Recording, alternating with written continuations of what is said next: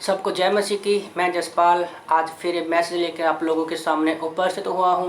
मेरा आज का टॉपिक है ऊंचे स्थानों को गिराना। उन ऊंचे स्थानों को गिराना जो हमारे आत्मिक जीवन में रुकावट का कारण है।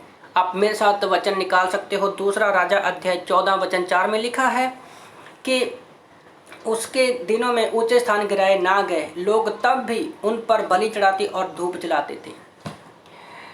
ज़्यादातर राजाओं के गिरने का कारण क्या था बाइबल में कि वो ऊंचे स्थानों की पूजा करते थे, देवी देवताओं की पूजा करते थे परमेश्वर के साथ साथ। तो हमारे जीवन में कुछ ऐसे ऊंचे स्थान हैं जिनको गिराना बहुत ज़रूरी है, जो हमें आत्मिक जीवन में बनने में हमारी रुकावट पैदा करते हैं। धरती पर आदमी कितना भी ऊंचा क्यों ना चला जाए, उसको आखिर जाना कब्र में ही है। एक बिल्डिंग जितनी मर्जी ऊंची बना ले हम लोग, आखिर को उसको मिलना धूल में ही है। पर हमारे जीवन में ऊंचा स्थान क्या हो सकता है? हमारा नाम, हमारा स्टेटस, हमारी योग्यता, हमारी सुंदरता, हमारी अमीरी। बहुत सारी ऐसी मूर्तियां हैं जिनके हम ऊंचे स्थान में रखते हैं और उनकी पूजा करते हैं, और वही चीज़ें हमें परमेश्वर की उपस्थिति से दूर लेकर जाते हैं। यशायाह 14 में हम देखते हैं कि ऊंची पदवी पाने के कारण लूसीफर को धरती पर नीचे गिराया गया और वो शैतान बन गया।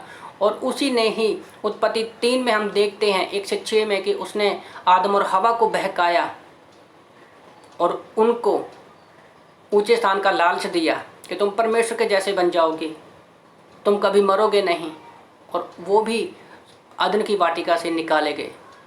तो हमारी ज़िंदगी में ऐसी कौन सी चीज़ें हैं हम ऊंचे स्थान जो परमेश्वर के साथ मेल मिलाप से हमें रोकती हैं, उन चीज़ों को खोजना बहुत ज़रूरी है।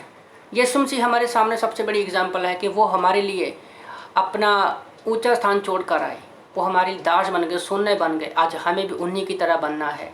यीशु मसीह की तरह ही शैतान हमें भी मत्ती 4 के अनुसार देखते हैं कि वो हमें ऊंचे स्थान दिखाएगा। तो हमें भी यीशु मसीह के द्वारा ही, जैसे उसने वचन के द्वारा उन ऊंचे स्थानों से शैतान की परीक्षा से बचे, हमें भी प्रार्थना और वचन के द्वारा शैतान को